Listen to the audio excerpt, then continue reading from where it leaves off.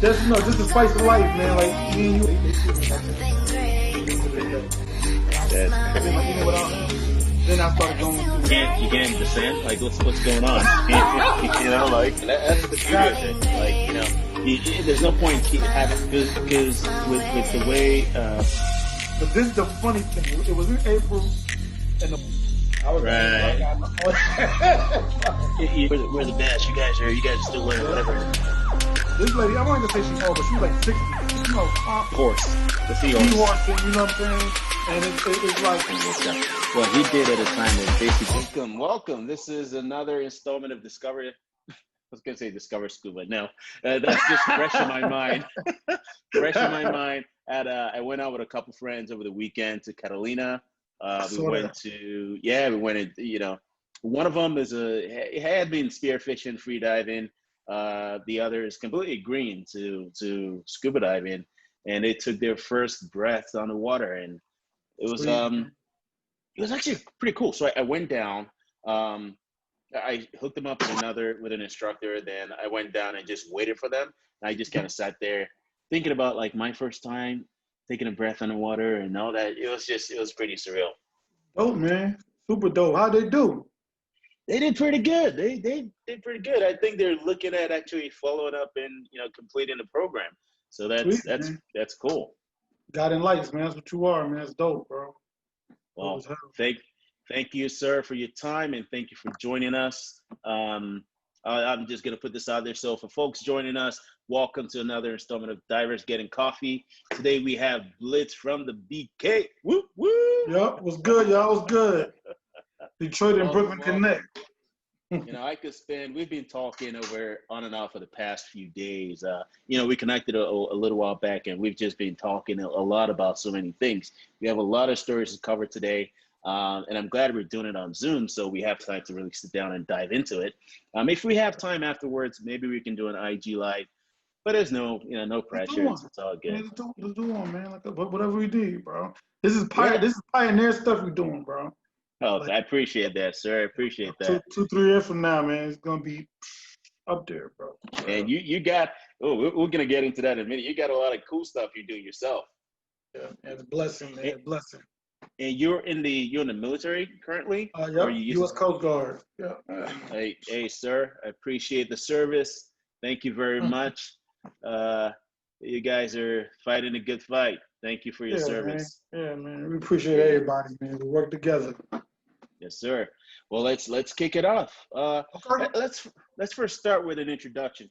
I can spend the next 15 minutes just from the chat we've had going into and assuming some of the details. But let's just start with, can you just introduce yourself to anyone watching this right now? Yep. My name is Ali Randolph. I go by Blitz. Everybody in the streets call me Blitz. And Mm-hmm. like I said, I'm from New York. My last duty station is here in Detroit. This is where I've been for like the last 8 years. And I like to dive. I like to ski. I like to do jujitsu and aikido. I get beat up a lot and beat people up a lot. Just the spice of life, man. Like me and you are alike. We both were saying earlier how we had tried anything once. Right. And you don't know if you're gonna like it until you try it. But Yep. I'm just the type of person that if I'm gonna do it, I want to do it. I don't want to like half step or half ass it or nothing. So. Yeah, you just take the shot and see how it goes. And if it's not for you, it's not for you. And Exactly. that's the mentality I have. If it's not for me, hey, there are a million other things I could do, right? So just figure out what it is and kind of move on. That's a Uh, fact. so you're from Brooklyn. You've been in Michigan for the last 8 years. You're in Coast Guard. Yeah. Where'd you actually? Let's dive right into it. Okay. What got you into diving? Like how did you get into Not this? the Coast Guard. That's what's hilarious. Oh I'm yeah. gonna tell you the true story is maybe like I want to say about a year after I've been here, so maybe like 7 years ago. My mom and I went on a trip to Puerto Rico, Hmm. and we stayed at this nice resort. We hung out, and I was gonna go do this thing where I was like zip lining and fucking go through this bay on The this usual raft. stuff. Yeah, just some crazy stuff, right? And then my mother was like, "Man, your fat ass is not gonna make it 2 minutes, on this thing." So I said, "Well, it's either that or I'm gonna try scuba diving, right?" And Hmm. so she was like, "You know what? Maybe you should try scuba diving." So they had this thing called snuba, where it's like, you know what snuba is? Yeah, yeah. And I tried it, man. I went and did it. It was like $100, and I did it. And guess what? The guy who was my guide on the snuba, he actually Hmm. became my instructor, and we're still friends to this day. That's crazy. Yup, super crazy. Yup, you know, at the time, Out in Puerto Rico. out in Puerto Rico. Yup, and I was still doing music at the time. Like my music was kind of like blowing up. And one day out of the blue, I did the snuba one time. You know, took a bunch of pictures with fish, and you know, it was cool. You know, I didn't know shit about diving, so like I wanted to take a picture with the BCD and the tank on and everything. So I did that, you know, for Facebook, and you know, everybody's like, oh Yeah. my God, that's cool. So about a year went by, and you know, I was doing music videos, the video I sent you, and I called the guy. I said, "Yo, man, you know, I want to come do a video, but I want to do like this Jason Bourne theme, you know, James Bond, where I go and I kill this guy and that stuff." So he's like, "Yo, come down to Puerto Rico and we'll do it." And I still wasn't a certified diver yet, so he was like, "You Wow. know, what he did was he ended up only charging me like $300 or something like that, and chartered the whole boat out for me, bro. We went out to like this private island. Yeah, serious, bro. And we did the video, you know, and he told me like 7 years later, "Hey, bro, you know, I'm charging you for discovering scuba." So he Wow. said the charter of the boat should have been like $2,000. And after I did the video, we did our shots, and he said, "You know what?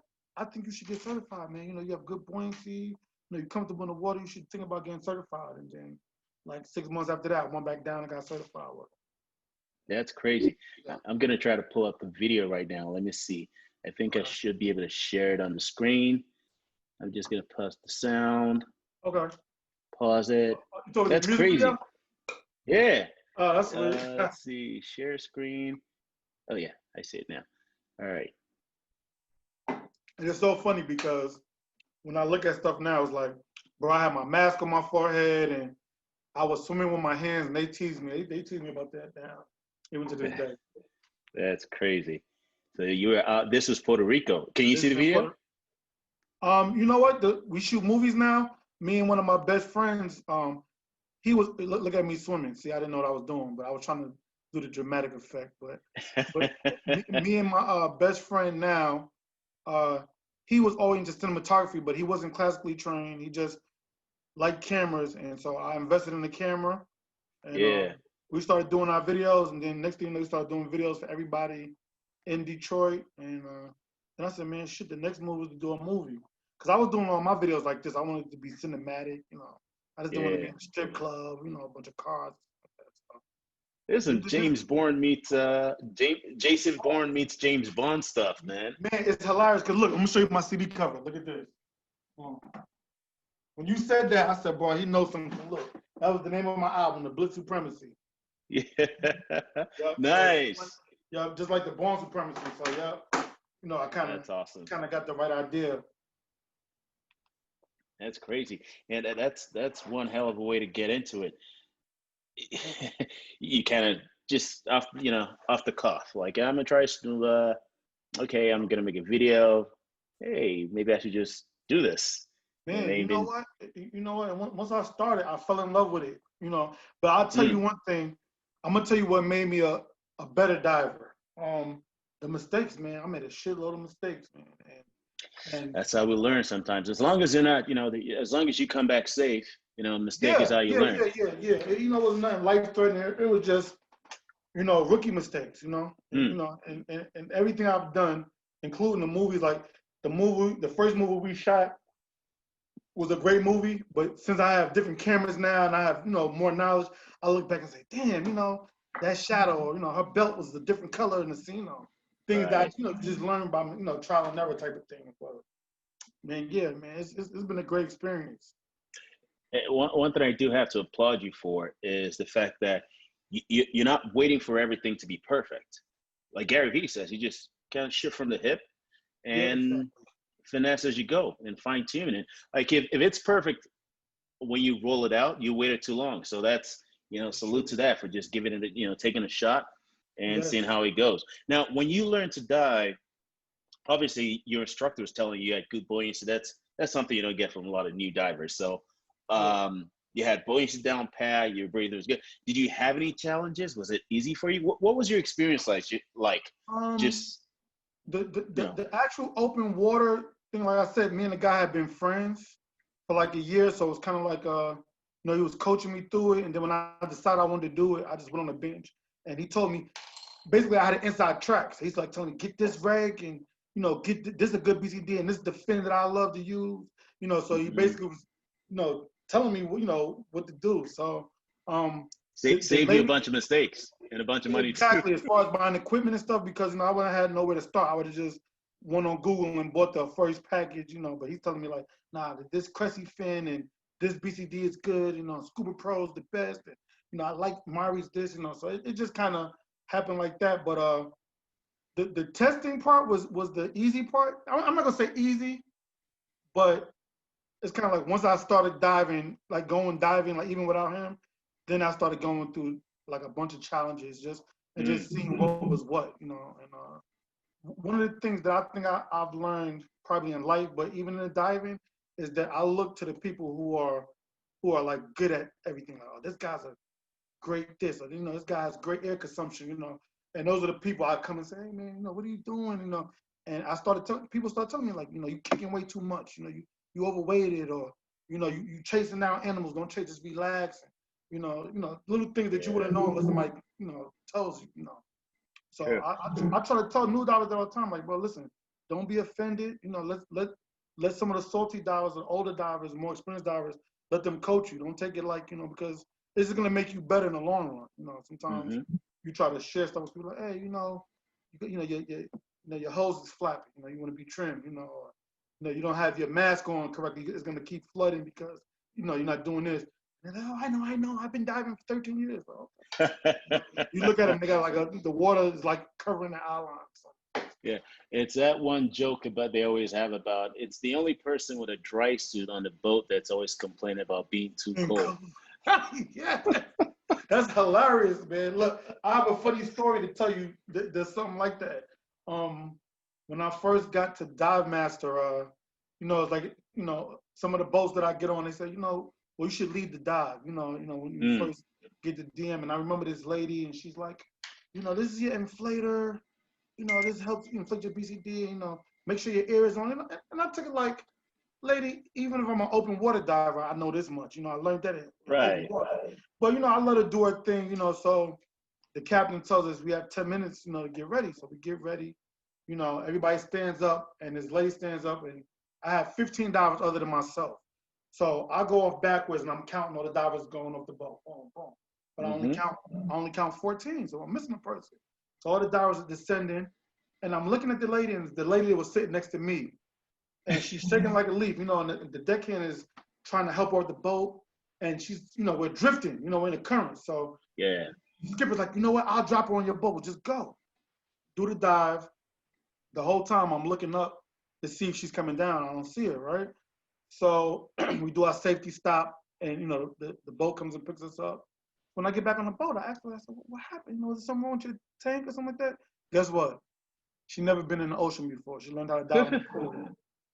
So, wow. what I learned in that lesson was that, sometimes when people are like nervous, they're like either overconfident or they're super quiet. So that's one thing I had to start learning as a dive master, like just to notice, who was just sitting there like that, or somebody's a super chatty, or just keep checking everything, kind of, hey, you all right? How many dives you been on, that type of thing. You know what I'm talking about. Try to get a little bit of context to their dive history, right? Because and I always say that the biggest nemesis or the biggest issue for divers specifically is not particularly the skills, actually, because the skills, it's not rocket science. You can learn it, stay within limit, be safe. But it's typically attitude and ego. Pride, yeah. Woo. Like people just like, oh yeah, I've gone diving all over the world, yada yada yada, and then you get in the water and like, dude, terrible. You can't descend. Like what's going on? Like, yeah. I mean, things happen from time to time that you can't control, but yeah. You can see how people even put their equipment together. Like I've seen people that were instructors and dive without any weight. Recently, about maybe in August, I went diving, and there's this guy, and he's from Chicago, man. He has this big rig, man. Probably like a $20,000 rig, man, with the video lights and $9,000 strobes, And guess what? This guy didn't bungee his tank, bro. As soon as we got out to the surf, boom, yup, right onto his camera, man. It's like, damn, man. Like that's 101. You know what I'm saying? Like that could have been my leg or my foot and anything. Yeah. It's just Like kind of like sometimes people just kind of get carried away, and it may not. They may be skilled. It's just that they're not paying they get too attention comfortable. or what. They Get too too comfortable, get complacent. Exactly. Even when I go to a new place, when I'm diving in a new place, I always just kind of defer and take cues from the local guide, the local dive master, the local, because this is their zone. They know They're their gonna tell you stuff. where to go, where not to go. Mm-hmm. Yeah, Yeah. exactly. Yeah. And if things run a little different, even if it's during the dive, let them know, give them the situation. Mm-hmm. And if we need to abort, fine. We can always save the dive another day. But if we can go along, yeah, let's keep going. But just keep in mind, my first stage is leaking or whatever it is, right? Exactly. My sensei used to always say, especially since we're doing the divers get coffee, he had an analogy he used to always say in the dojo is keep your cup empty. If you go in, Exactly. you at a restaurant and your cup is full of coffee or soda, the waitress is not gonna want to come. She's not gonna come ask you. But if your cup's empty, she's gonna say, you need something. So like, what I got from that is if you stay humble, no matter what it's something that you could always learn. I've never been into kelp forests. So no matter what I've done, if I've done the best dives in the world, I've never dove in California. So that's something I need to learn how to maneuver around the kelp and Right. the water. So it's kind of like, look, you always learning something. That's the standpoint I take. So I like people like yourself to feed me and tell me different things to make me better. And that's a great point because a lot of these stories, a lot of these experiences we share, it's we're really learning from one another, right?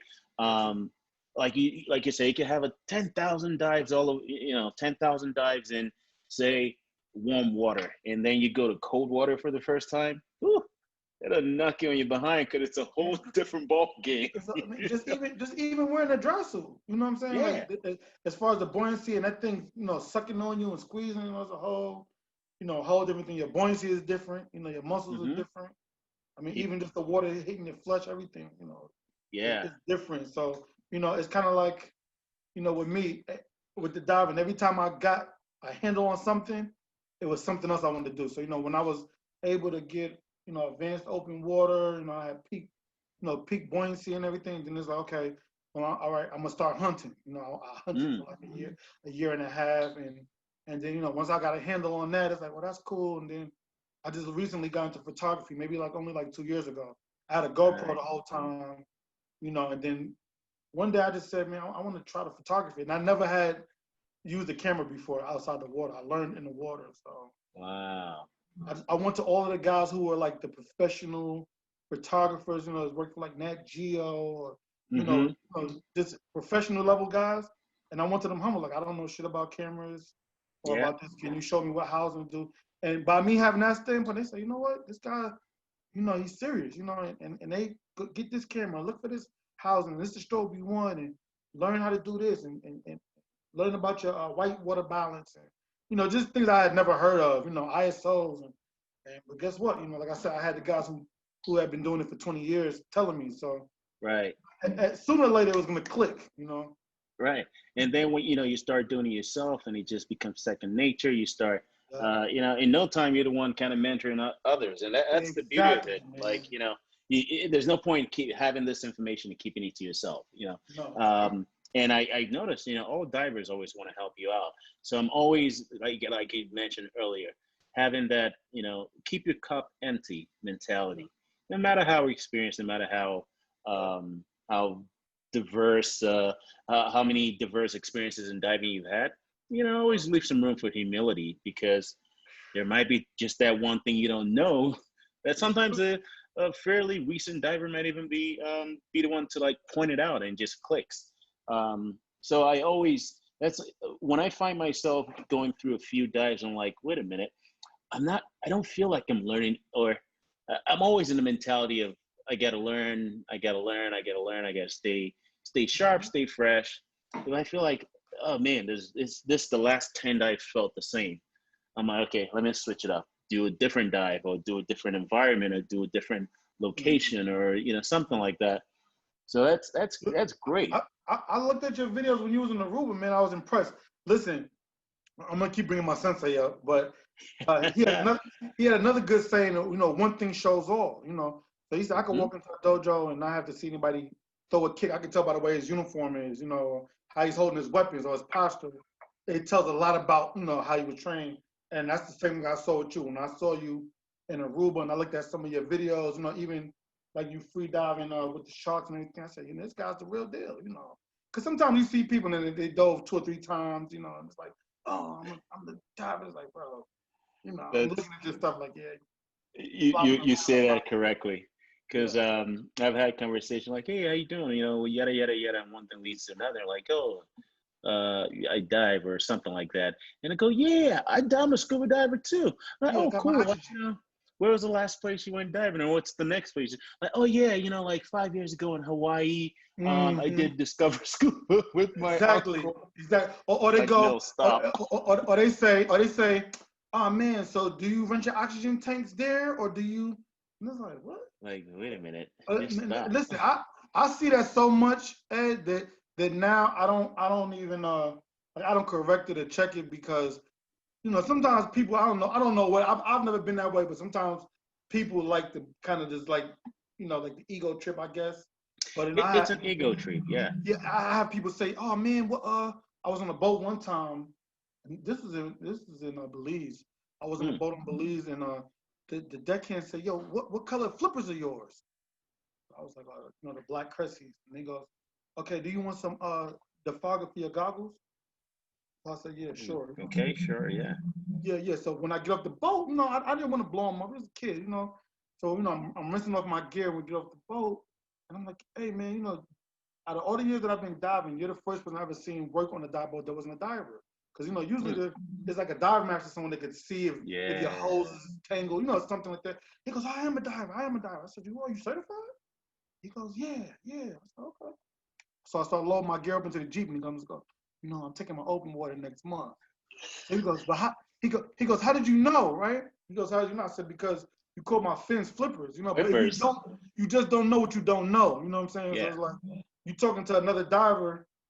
Just certain things you're not gonna say. Goggles, gonna say mask. I never heard Yeah. divers say mask, or I never heard a diver say, I'm low on oxygen. Like, but they give you oxygen in the hospital. It's air. Yeah. And I hear a lot of people do stuff like that. I was like, I don't know if you're And, certified, bro. and people got to realize that it's okay to not know. It's okay to want to learn. It's okay to say, to get on the boat and like, all right, that guy seems to know what it's doing, or that lady seems to know what she's doing. Hey, Mm-hmm. what do you think about this? What do you think about that? Yes, sir. Or, whatever it is. And like, I've gone skydiving maybe a few times, but I would never Mm-hmm. like walk into like a skydiving group and like, yeah, I'm a skydiver too. Like, no, Exactly. no, no. You've done it. You've done that. You doing it was like me doing snuba. You know what I'm saying? It's Yeah. like, okay, now let's train you for real. So when you're out there by yourself, you kind of know what to do. If you use your reserve chute or something like that. Right, because with the way we dive, it's a lifestyle. Even if we're not doing it professionally, some are doing it professionally, some are not. But it is a lifestyle. It is. I bet you look at something scuba related every day, Man, right? every day. Before I go Every to sleep, day. Andre Musgrove, man, right now, I see you follow him too. He's kind of like he's my hero right now, man, with the pictures. The stuff that Ooh, he does, man, is you see that wreck he posted? It was like 60, 70 feet that deep, feet, and yeah, it with the was super viz. yeah, amazing viz, man. That's crazy. Bahamas, man. The Bahamas is You crazy. gotta, yeah, maybe a diver's getting coffee trip out to Bahamas very soon, man. We should do that, bro. Link it up. I met Andre before, so Oh that's yeah. something he's in that. So listen, my favorite picture by him is the one with the lady playing the piano, bro. That Wow. and the Yeah, guy with the yeah, skateboard. yeah. Mm-hmm. Okay. Those are cool. His really creative. He's very creative. One of my favorite divers. Um, so you do you first of all, I gotta ask you, do you dive up in Michigan? Do you dive in the lakes up there? I know you Oh don't man, like cold water, I but did it. I did it 3 times, man. And I hated it. Okay, let me tell you the first time. The first yeah. time I was getting dried out here, just sitting around, and so I Yeah. Googled, like diving in Detroit area, and I met a couple of groups. So they had this place called Silver Lake, and Hmm. literally, bro, it was some other diving, like 6 dive masters, right? They were nice guys, but these guys, the lake's probably like the deepest, is probably like 35 feet, super Okay. shallow, and you could probably swim from one side to the other. And these guys had like 2 or 3 safety sausages on and whistles, and I'm like, man, what you need all that for? And then, we get down there. And I knew it was something wrong because I had my GoPro. I always dove with my GoPro. So I had my Yeah. GoPro on the stick, and the guy told me, "Oh, you're not gonna need that. You're not gonna be able to see 6 feet past your hands." I was like, "Oh." So Yeah. took my That's a GoPro bummer. off, and it just was terrible. It was just like diving in the toilet. That was the That's first, and it was super cold, and these guys were bouncing like they were going to like 40 feet, and they're going straight to the top and coming. There's things that we never did ooh. when I learned in the ocean. And then Yeah. guess what they told me too? Never been in the ocean before, so it's kind of like Yeah. it's kind of like in my mind, it's like you said, if you're gonna become a skydiver, right? And there's only jump off a wall. It's like, bro, what's the point? You Yeah. want to eventually you want to jump out of an aircraft. If you want to do it, just go. It's great. It's great for them to do what they have where they are, but Yeah, at some point you want to you need find to some be in the other ocean. experiences that are pretty Yeah, cool. yeah. What's the most interesting experience you've had underwater? Good or You've bad? been to a but. Oh, great question. I, I Let's have, I start with have. the bad. All right. My worst experience was when I did my first shark dive, and it was me and my buddy, my friend Alejandro, that I told you about this. My instructor. As you're We, saying it, I'm gonna pull that up real quick. I think you have a couple pictures there, so keep going. I'm okay. listening. All right. So on my first shark dive, we go in the water. The first mistake I made was I actually bought new equipment, which he advised me against. I went and bought brand new everything, BC, everything. Mm, He said, no, this kind of dive is not the kind of dive you want to break your equipment in on. you want to You want test to them do a out couple first. checkout dives, but I didn't listen. That was the first lesson. I was hard headed, and I bought brand new everything. And then guess what? I was in nitrox certified, so like part of the requirement was that you had to be you had to be at least a rescue diver, Hmm.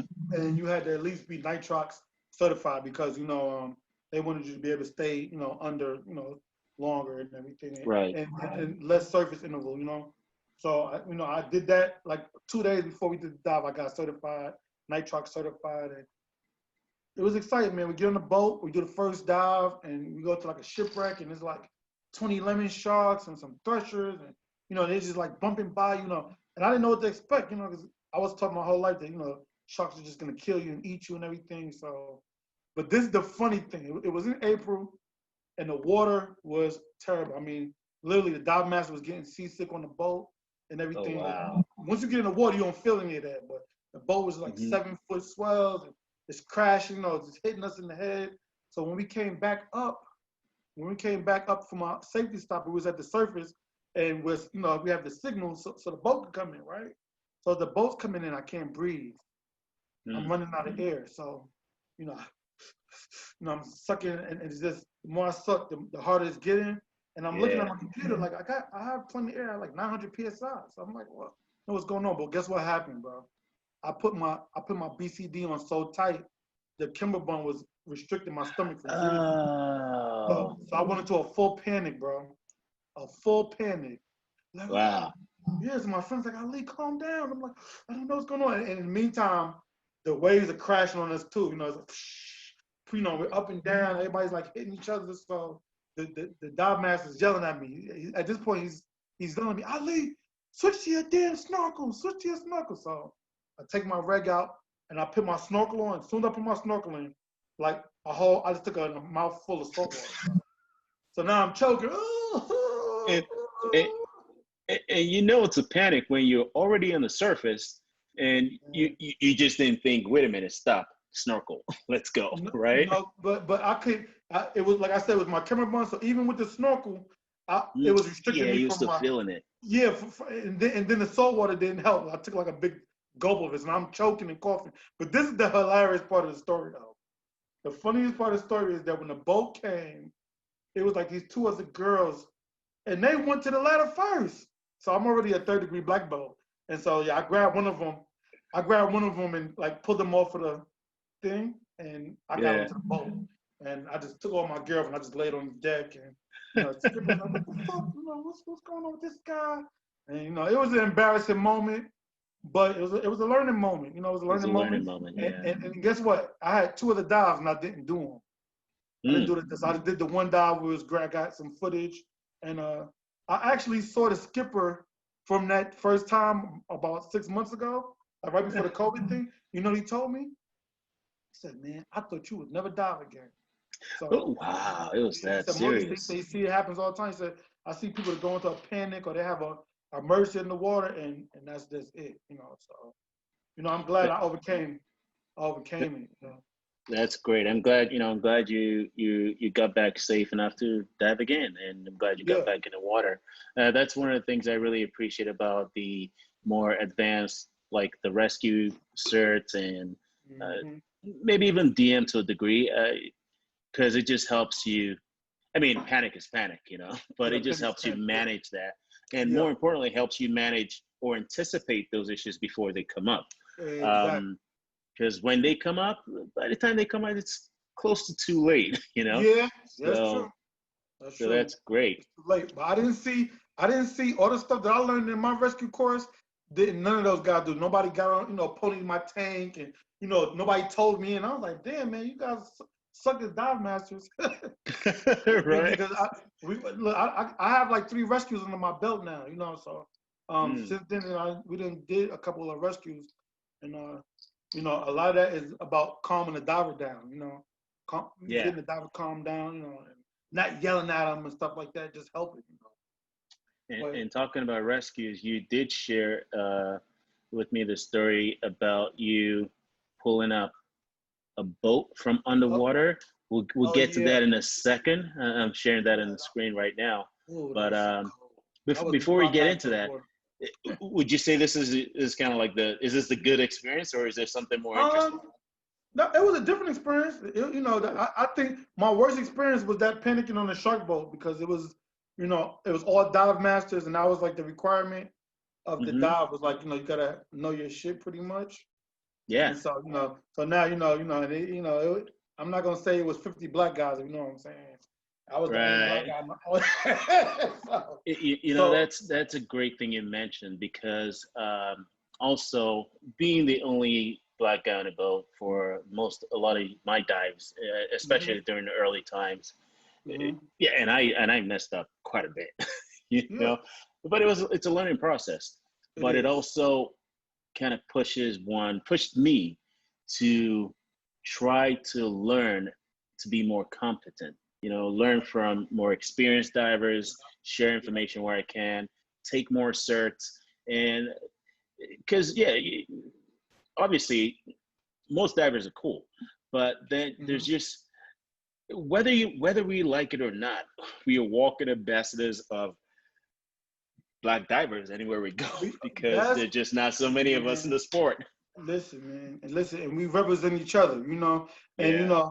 even being in the military, my grandmother used to always tell me, got to be twice as better. You know what I'm saying? Twice as Hmm. better. It's not almost such a racial thing. It's just that they're not used Yeah. to seeing us. You know what I'm saying? They're not used to seeing us do certain things. Dribbling the ball, playing football, that's normal. But like my Puerto Rican friend, he told me this one time, and I had never noticed it. He said, "Man, it's not, in Puerto Rico, he said." They don't like the water. And Hmm. I never noticed that. So what he told me, he said, the next time you see any of your friends on Instagram or Facebook, like in the Bahamas or Jamaica on vacation, he says, look at their pictures and see where they're in the water. And I bet you they never go past their knees. And I said, man, for like the last 5 years, every time I see someone on vacation, they're like taking the picture, but they're like at the ankles in the water, like, hey, or they got like a Yeah. life vest on. So I said, wow, I never noticed that, but yeah, bro. And it's kind of like the each one teach one thing. It's Yeah. it's it's depending on us to kind of like sharpen each other. Yeah. I've been through some things where I try to help some other people who were divers. With certain things. Certain things they probably didn't even notice. that they were doing incorrectly and say, hey, do this, or you got your reg on the wrong side, or whatever, They're like, oh no, I do this because it feels more comfortable breathing off the left side. I'm like, all right, sure, That's enjoy. what you say, and then they kind of make you to be the asshole a little bit, This guy's Yeah, just a prick, which is a funny kind of an irony because in America it's now getting common, which is great, but it's not as common to see black divers. In Africa, for example, is also not. It's actually more scarce to see black Right. divers. But in the Caribbean, in the Bahamas, for example, Jamaica, Yeah, bunch. everybody dives. Yeah, So yeah, the bunch. like Yeah, that's the true. idea of a black diver is not even a thing. It's just like, yeah, It's not everybody a thing. dives. Like, yeah. You know what? It's funny that you said that because I was just telling somebody, one of my other friends, she isn't dive, but I was saying it's like a way to make a living in some of those countries, like Hmm. Jamaica, Turks and Caicos. If you're a dive master, if you're a hunter, you do guides and stuff like that, or even working, for cleaning off like the cruise ships and stuff like that, you can make good money doing it. But Yeah. yeah, like, that's true. That's true. It's It's scarce here, but I think with what you're doing, man, you're gonna be motivating a lot of people to try it, man, because that's I saw that you had so many different diverse types of divers. Like you had the guy who was the Navy diver, and that's so incredible funny. stories, man. Man, listen, it's so funny because by me being in the service, I know I lived on a base with a bunch of like PJs. Hmm. They're like the The Air Force paratroopers, the jumpers. paratroopers, yeah, the PJs, yeah, and but they're divers too. They're combat divers, and Mm, we have like force. A lot of people don't know, like besides the SEALs, the Force Marines, they're also combat divers too. right. So they learn different types of diving than we do, but they're always arguing, back and forth, with me about, oh man, we breathe off a rebreather, man, I don't have to do a safety stop, I could dive for 6 hours straight, like bro. I don't want to be in the water for 6 hours, bro. And that's a great point because that's what Tommy was saying. Because different groups of divers go like, "Oh yeah, we're the best. You guys are still learning, Yeah, whatever." But at the yeah. end of the day, we're all human beings trying to breathe where we're not supposed to. It's not Like we're natural, all bro. just It's trying not to defy natural at all. physics, which is Yeah, crazy. they gotta say, we all here because we all not all the way there. You know what I'm saying? Hmm. So Yeah. it's Yeah. crazy what we do, man. But like you said, the more you do it, the more you love it, and it is clickish. It's clickish. Like literally, since I've been diving this short amount of time, I'm a baby in it. But I've been in several different groups. Like there's a spearfishing group. Like the hunters. They're just different. They dress in camo and they got these big knives, and they shooting shit in the water. And, it's blood Hmm. everywhere and sharks coming in. Then you have some of the people who just like to, take it slow, time to take it slow. And then you have the shark divers, and they're a little crazy too. And then you have the photographers, and, it's like, who has the biggest camera and, type of Yeah. thing. Wherever you go, with some ego involved, but it's cool. It really doesn't bother me because I like doing it. So I'm not doing it for anybody to say you're the shit, or oh Hmm. you done this. Like I just all the experiences of my own. You know what I'm saying? So Right. And when you have that baseline, nothing else makes you feel there's no complex there. It's just, I'm doing this, and it's okay to change interests too. Like, right now I may like Rex and the hmm 2 years later I want to do photography and 2 years later I want to do uh, uh, cave diving or whatever it is. yeah, But when it comes from a place of just happiness, it's, you know, it don't care who see it or who don't see it. It's like, man, yeah. this experience was great, and that's true too, bro. What you said, like, your interest may change, and like you said, if you get into photography, who would you want to be around? Go to the people who been doing photography, and they're gonna show you Yeah. the way.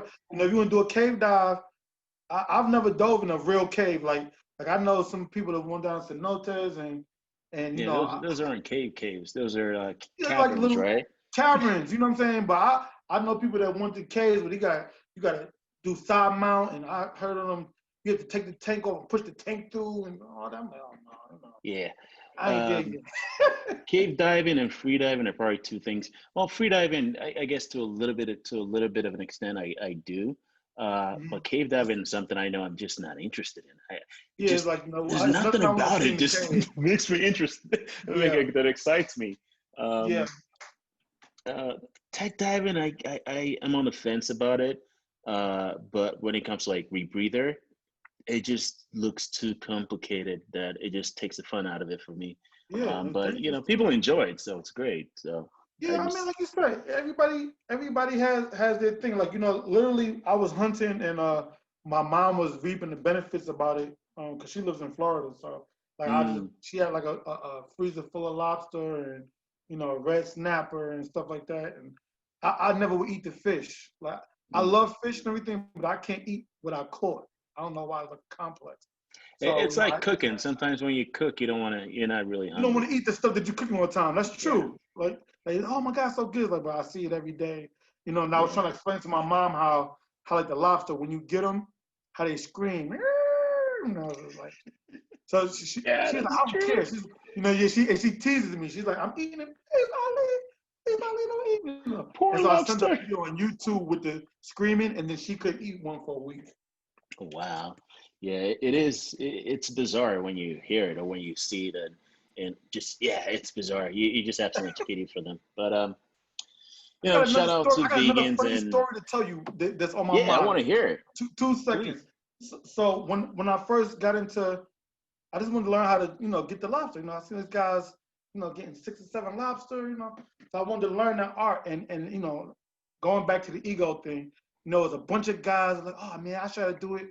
Give me the snare. Or the next time we go down, give me the snare, and I'm gonna go. And the guy Hmm. sitting there and couldn't get one lobster, right? Get one lobster. So it was an old lady. This lady, I'm not gonna say she old, but she was like 60, calm, didn't do no whole lot of talking and nothing like that. But her Wow. catch bag was full. She had so many lobsters, and she was giving away lobsters because I think the limit was like 6 a day. And she had Yeah. like 12. So she was giving them away, gave some to the captain, gave some to the crew, gave me one. So guess what I said? I said, shit, man. That's Everybody else experience. everybody else has 1 or 2 lobsters. I said, I'm gonna talk to this lady. So I sat down next to her while we're going to the next dive site. And I said, how are you doing that? How are you doing that? Because, for the last couple of days, these guys have been trying to show me and they can't even catch one. They can't catch one. But they're trying Blind to leading teach the me. blind. Exactly. That's exactly what it was. You know what she told me, bro? She gave me a whole scientific lesson. She said that the king lobster, he entrenches himself into the reef, right? And the Hmm. drone lobsters, like the other minion lobsters, they protect him by sitting in front. And when he's ready to come out, he takes his antennas and he hits their tails, and it puts them into like a drone thing, and they move out of his way quick, fast, right? She said, so what I do is, she said, if the antennas are low, I go high, right? If the antennas are high, I go low, because they have, lobsters have bad eyesight. She's telling me all this on the boat.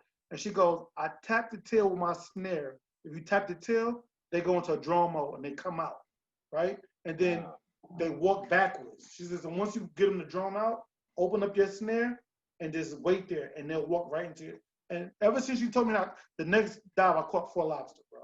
Nice. Yeah, so that's one of my hero stories. That's straight up experience. That's stuff. You can spend the next 10 years trying to figure it out, or you could just learn from someone that knows how to do it, right? That's what I do, man. I ain't got time to be trying to figure it out. And, I'm just going to go to the guy who's crushing it. You know what I'm saying? Like, even you, when I saw your video in Aruba, man, and I looked at how you looked in the water, man. I said, the guy's pro, bro. You just looked pro, man.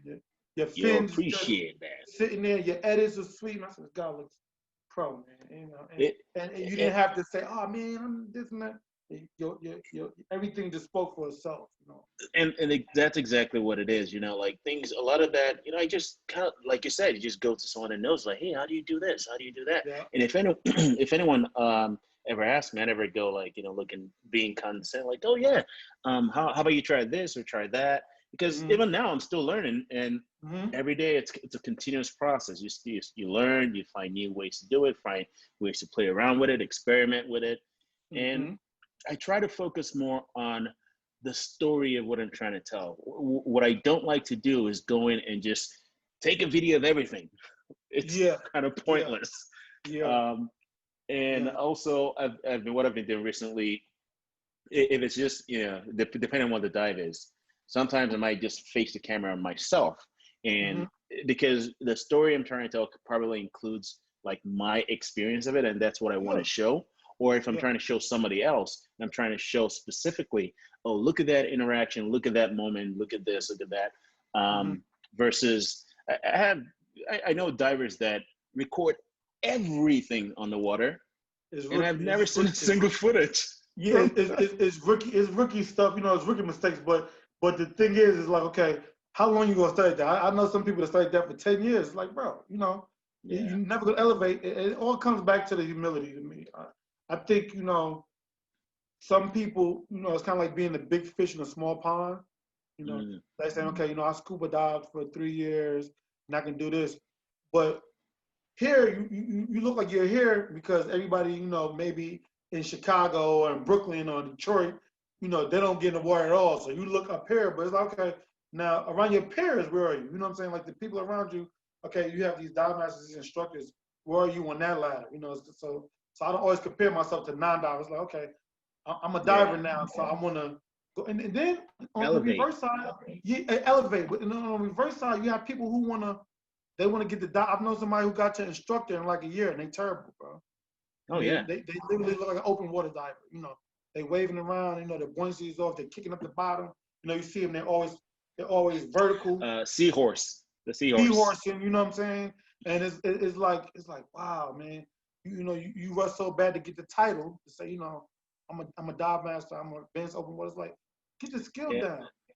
Get the skill down. The title doesn't mean squat if It your makes you look skills worse. don't. It Yeah, makes you look, it, you it know, you makes you say look you're an worse instructor actually. and you're a dive master, and we're looking at you like, you Hmm. know.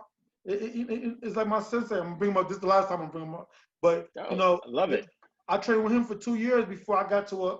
I was a white belt for 2 years. You know, but I didn't care about the belt because the information, the stuff he was showing me was actually valid. You know, I could Mm, use it on the base, and I'm taking these big Coast Guard divers and you know people up on the base, and I'm throwing them around with their fingers and stuff.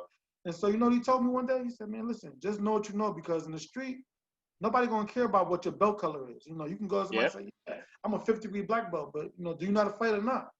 Yep. You know, so it's kind of like the same thing. It's like, okay, you a dive master, you a rescue diver, you an instructor, course director, but you look like shit over here. You know, you put your equipment on wrong, or, you know, you're not bungeeing in your tank. You know, little stuff like that. It's like, bro, Basic things, It, basics. You don't have the basics. and sometimes even if you're having a bad day, you experience you're having a bad day, it's okay. But take a step back to acknowledge it and understand, calm down and understand, Exactly. clear your mind and understand, you know, focus, things like that, right? Yeah. Because like the buddy system, for example, if you're diving and you have no, the entire time you're not paying attention to your buddy, it took me a while to get to that point. But it's one of the things we have to watch out for each other, Have to. So like when I go to a new dive, new place, for example, to dive, Mm-hmm. and if I'm getting matched up with a diver that I don't know, I just kind of ask them about, like, first of all, I don't care about your cert. I'm not Right. telling you my cert. Right. I don't care about how deep you've been before. I just want to know, like, why you're doing this. And I'm Right. going to see in 5 minutes on the water whether or not we're Who you compatible are. or not. Exactly. You can Yeah. see. And it's like, man, what the hell? I had a guy, one time I was on a boat and this guy he had top notch everything. Like you ever see somebody dive with two computers? That was the most ridiculous thing I ever seen. He had like a Sherwood, $1,500 computer, and he had like the Scuba Pro computer. The Then he had a Cadillac puck. divers. Yeah, he had a puck, and he had all this nice. And literally, we was on a night dive. It was actually my first night dive, and the entire time this guy kept fitting me in that. I literally was trying to go out the opposite, and he was this way the whole time, and his fit was just kicking up the bottom, and it's like, man, what the hell, bro? And other than, maybe not diving frequently, it's really just taking time to do it. Dive Yeah, again, learn, practice, take yeah, more courses, learn from experienced people. yeah. It's not rocket science. It's not that hard. You just need The to more you want to do it, do the it. better you're gonna get, yeah. And Yeah. and if you surround yourself around people, I know people who say who've gotten certified and they only want to dive with black people. So like, bro, I don't Like, care if you're nah. Chinese. I don't care what you are. You know, I just care that you're a good diver or you're not. That's it. You know. And if you're Hmm. not a good diver, then I feel like it's my duty to help you, because I remember when I got certified in Puerto Rico, my instructor, one of his best friends, we all became close. And I Right. remember us going on a dive, and after the dive, listen to this. After the dive, you know, we're all going up to do the safety stop. And I hit my inflator, and he was, oh, you know, they looking, you know, what the hell? And we got back in the boat, and they let me have it. You know, I didn't teach you to do that. You know, you could you're gonna get bent. You're gonna get bent. Like, why would you do that? And it was my first time actually diving since I had got certified. So, you know, Yeah. I never will forget that again. You know what I'm saying? But you know, it's kind of like that's how you learn. You know, That's how you learn. Yeah. make My. mistakes, and somebody else should correct you. You know, Hmm. they should correct My. My very first time, I tried something my instructor did to me. That's his style of teaching, and it actually kind of worked out. What he did at the time was basically just point out what it is, and basically try to shame you for stuff like that. Not shame you in a derogatory way or like in a you. Yeah, demeaning constructive. way, but like, yeah, in a constructive way. Like if I see you Mhm. leave your tank standing up, you owe me a beer, stuff like that. That's Like then good. it just That's starts very counting. It good. just starts counting. It just counting. Hmm. And it's so Hmm. ingrained in me now that I go anywhere and I see like, tanks just standing, no one around. I'm like, who left this Yeah, thing yeah, here? you're gonna kill somebody, bro. Yeah. Man, listen, bro. But it shows. It shows. Listen. So, sometimes when you know, they have another saying too. Like you could judge the tree by the fruit it bears. You know, Mm. you see a bunch of people and it's like they're doing all this, or they got a mask on the forehead, or like you said, they don't bunch Oh, their that tent. kills me. The Listen, mask on the man, listen, forehead, yeah. listen, and you know, you try to tell people, they're like, oh man, that's a white thing, you know, it don't matter. I'm like, bro, listen, it is a universal language, so no matter if you dive in Indonesia, but they don't speak any English, they Hmm. know. We know what this means. We know what this means. We know what this means. We know what this means. Everything is a universal language so that we can communicate. You know, so when you start trying to remix it, you might be putting your life at danger or somebody else's life at danger. You know, Right. I tell you, like, it's a reason why your octopus goes over here, because if I've been out of air for a minute and you're the first person I see, I need to go right to it. I don't have time to tell you what's going on. I need to just go grab for that, grab for the Hmm. octopus and take a breath. So, Right. and I try to tell people sometimes, like, it's not always about you. It's a universal language that we all share, so we can stay And safe doing this thing that's not natural. and that's you just nailed it on the head. It's a universal thing. We all share the space. Whatever you do underwater, whether it's conservation, military diving, recreational diving, we have a set of rules and protocols that have been Yeah, defined. Yeah, some can be improved, maybe some are not as critical as others, sure, right. but in general, it's atomic habits. Mhm. If you're just kind of used to having your mask in your head all the time, you could probably come out and then, the DM on the boat, if it's someone that's not experienced enough to know that maybe is It's, really not in danger, but yeah, they're still trying to check, could yeah, start, getting riled up, and then it just causes a whole domino effect of things. yeah. And all it takes is one little slip, something Mhm. major could go wrong. So And it's muscle atomic memory. habits are very important. Yeah, muscle memory, man. Just knowing stuff like literally, was the first time someone told me that. They told me, like, hey man, putting your mask on your forehead is a sign of stress. If you ever got Yep. stung or bitten by something that you really couldn't wave, you couldn't say you were Hmm. stressed. Maybe all you could do is do this. And, that's a universal sign of that I'm coming hot. I'm in trouble. And then, Yeah. you see people on Instagram and stuff, and they just walking around with their man, taking other pictures. Even a few people I tried to say something to, and they're like, man, that don't mean that. It don't matter. I said, okay, just leave it Like, alone. yeah. Yeah, they make you feel like a psycho or something. But most people, like I said, it's two types of guys. Like when I look at you, and I looked at your page, man, I went through your page. Like I saw you in Hawaii diving with the sharks, and I was like, yeah, this is my kind of guy. But it always comes from a place of being humble. And I see you on Yeah. other people's pages, and you're always encouraging. Oh, this is great, good job. And that's the difference from the real heroes and the people who just want to say, hey, look. Look at me. Yeah. It's about Exactly. experiencing, and we all gotta find our niches, right? I like telling stories, and that's why I talk to people about their experiences. Yeah. And other people like to plant corals, or whatever it is. We Oh, all that's gotta different. I find what never we heard of do. that. That's something Man, new. that shark, free diving with sharks, that was humbling. Yeah, That was man. humbling, You humbling definitely AF. you get around them sharks, you definitely see who running stuff, you know. And people always ask me, they didn't kill you? They didn't eat you? I'm like, bro, I'm right in front of you talking to you. Every shark I've Um, ever encountered, they just kind of going about their business.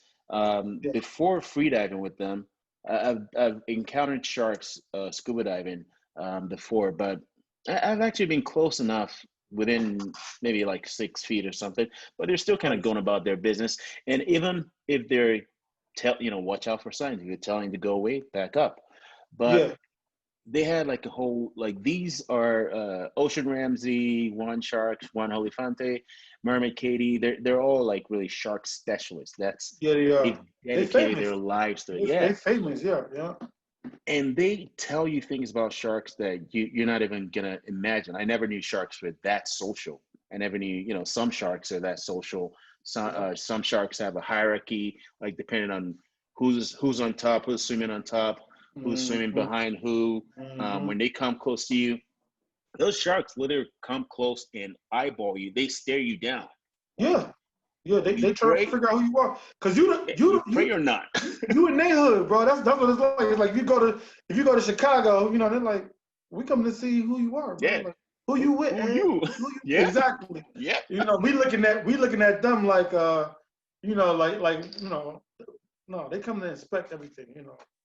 I That told was people say so people humbling. say the sharks don't eat you. I said you don't have enough fat on your body literally for them to hunt you. Hmm. Now, if you just out there, just shipwrecked or something like that, just out there, you passed out, they will eat you, but they're not Hey, hunting you. It's a difference, They that's take the the difference. opportunity. Shark movies are kind of a guilty. What's the word I'm looking for? Guilty. Uh, Scapegoat them. something. Yeah, Yeah, yeah. Because yeah.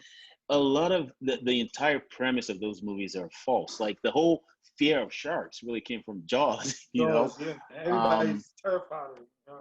Terrified of them, and for the most part, they're not looking out for. Oh yeah, that's a human being. I No, gotta go no, get that one. exactly, They're just like, exactly. oh, is that a seal? Well, let They, me they see. caught I a don't they have caught any a hands, so they caught a bad rap. Yeah, they caught a bad rap, man. Once I did my first shark dive, man, I was in love with them, bro. man. And Like you have, literally. where all have you done these shark dives? I'm gonna share your share screen and show your Um, page again. Like you have I've a done bunch of really cool photos. We I've got, done Maine. I've done Colombia. I've done the wow, Galapagos. I've done the Bahamas, of course. this is really Um, cool. yeah, yeah. Even in Florida, they have some really cool That's a dives. big shark. Isn't that cool? That's Uh, amazing. And yeah. that's one. That's the one. That's a picture you have behind you, right? That's one of your photos, right? Um, To this your one is right. Yep, this that one is one. of Snooty. If you go down, this is a shark named Snooty that she was her jaw was crushed in a fishing accident, so it looks like she's Oh smiling, but wow. she's like famous. That's her right there, right in the Tony Rock, right there. This one? Yeah, yeah, yeah, Oh wow. yeah. So when you look at her top jaw is ripped out, but it looks like she's smiling. Uh, Isn't that that's cool? so messed up. I shouldn't laugh, but that's Nah, messed up. nah, but I mean, she's famous for, it's kind of like what we was talking about. Some Wow. some of your some of your mistakes make you the shit. You know what I'm saying? Yeah, And that's crazy. yeah, yeah, No, uh, that's super awesome.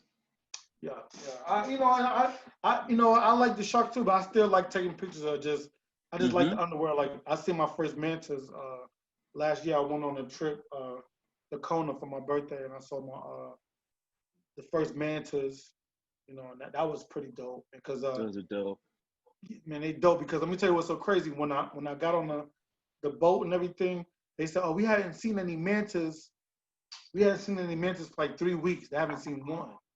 So they Mm. had like a guarantee, like if you don't see it, you can come back the next day." And then I said, "Well, shit, I came away from Detroit, and it's my birthday in 2 days. I'm gonna see one." And the guy's like, "Well, if you don't see it, don't get discouraged." And then one of the mantas breached as we were talking. the mint that jumped out the water like 3 feet. Wow. Like we hear it, bro. And I went down there, and guess you want to hear another cool thing? Let me hear it. It was so funny because it goes back to like I was the only black guy on the boat, and some of the people, I'm trying to kick it with people, I just not. Sometimes if you just quiet, like usually before I dive, it's not that I'm nervous, but like you said, it's a new place.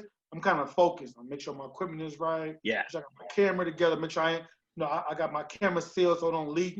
Get flooded out. $3,000 camera. So but I still want to speak to people, so I don't like the angry black guy. Be courteous. So I try to go, hey, how you doing, man? It was a couple. Where you from? And they was, how people would be real dry, like, Washington. Okay. I talked to another guy, like, hey, man, how you doing?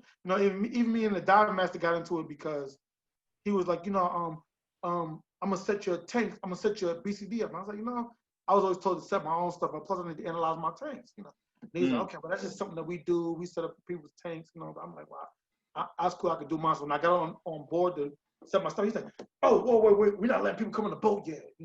So it was like a whole kind of energy that I didn't feel. So, but this is the funniest part.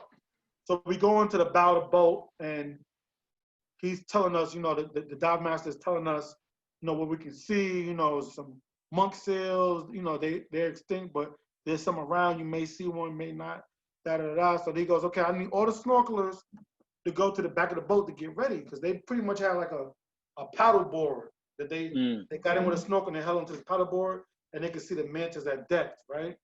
Right. So, when everybody was leaving, I just stayed on the bow. So now everybody who I tried to speak to earlier was like, hey, they want us to go to the back. I said, well, he said, the snorkelers, I'm a diver, right? I was the only diver on the boat, bro.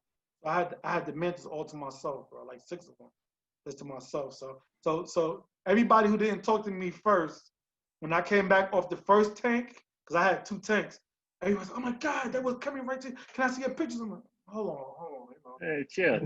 Exactly, So just sometimes it just show you how sometimes like you could reverse that role sometimes, Yeah, and it's funny that you mentioned that stuff like that's happened to me. Stuff like that, TJ has experienced that. A lot of black divers that I've talked to have experienced that in one way or another. Some people are just rude, Yeah. but there's also some people that obviously racism is very prevalent in regular life, and that carries over into things like that. In general, divers are cool. Most divers are cool. Yeah. I want to think, and I know a lot of really cool divers that treat you right, regardless of where you're from, who you are, whatever. And it's usually the vacation folks that I don't know where they're from, that go and just treat people in a way that's not right. In Hawaii, I think it was Maui. We got on a boat. There's a Chinese couple. I don't know if they're a couple, but there's a man and a woman. They were together. I know they were definitely from China because, well, they're speaking Chinese. In case of any PC police comes on here. I'm not saying Asian. I'm saying Chinese specifically. Exactly. But this one lady, somewhere from the Midwest, we're all getting our gear together, and the dive master goes on. Captain and the dive master is like, "Oh yeah, briefing time," and everybody just drop your stuff wherever you are, sit down and listen. Okay. And the Chinese couple, they were not at their spot, but they basically just kind of sat down where they were. Okay. This woman comes over like, no, get away from my gear, like, relax, really? Like it's. Relax. Like, what is wrong with you? Oh relax. My God, are you serious, bro?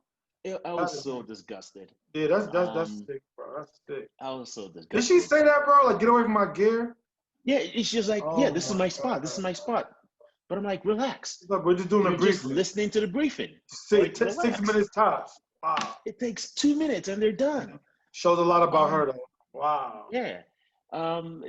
You could argue that it's not race sensitive or race related, but it's tacky.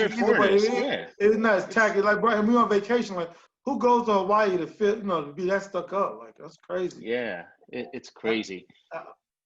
I remember my friend. He was a dive master for on a crew on a dive boat in Puerto Rico for like 15, 16 years. And when I say this guy, man, I mean, I look up to him. You know what I'm saying? I look up to him. I'm not gonna lie. Like as far as the diving, like, we equal as friends, but I look up to him. You know, and I remember one time this couple got on board and they had like an autistic kid or something like that, and he made this kid feel like he gave the kid a captain's hat and let him get on the helm. You know, we're going to Culebra and he's driving and he just get the captain. The captain wants something to drink. Bring the captain. He's ordering all of us around for this kid and stuff. And the couple ended up giving him a $2,000 tip. $2,000 tip. I was there on the bridge, and they slipped it to him. Like they tipped like $200 in a regular tip jar and gave him a $2,000 tip cash. And guess what he did? He still split it with the rest of his crew. Somebody else with a pocket. I'm just trying to show you what kind of integrity this guy has, right? That's so awesome. Another time, like a year later, we're getting on the same boat, and I see this lady coming on the boat, and I go to help her. Like pretty much from like the pier onto the boat. It's kind of like a little thing. So I go to help her. And he's like, Ali, don't help her. Don't help her. I'm like, man, I've never seen this guy upset but 2 times. I was like, what happened? And when she was in the dive shop paying for her boat, because what they do is they do like you can either scuba dive or you can snorkel, but you're gonna still pay to get on the boat. So when she was getting on, he's like, when she was in the dive shop, she kept saying, why is all these Puerto Rican flags around here? This is America, ain't it? Why is all these Puerto Ricans? It just pissed him off. Wait, you're in Puerto Rico, right? Yeah, in Puerto Rico. He was so offended by that. I'm like, bro, man, listen, people are ignorant, but he said that, it's like I'm so tired of seeing this damn Puerto Rico flag everywhere. They have their own flag, bro. Like, it is what it is. Relax. People in Quebec raise their flags. There are more flags in Quebec or Montreal than Canadian flags in other parts of Canada. But everybody just gets along, Who cares? But Like, what does that have to do with me getting on the boat and having a good time on my and they vacation?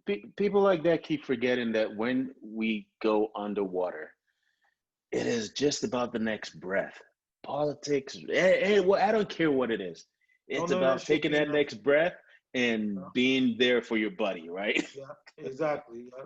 None of that stuff matters, man. And you know what? That's the last thing I'm thinking about. When I go diving, man, it washes away all my problems.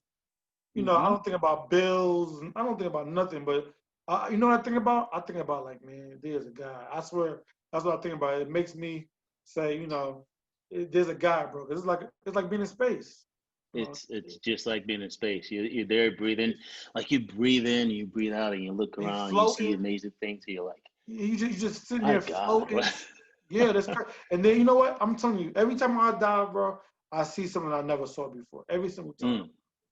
You know what I'm saying? It's cool. There's just so much ocean. Man, you have some amazing experiences. We could sit here and talk about it all night.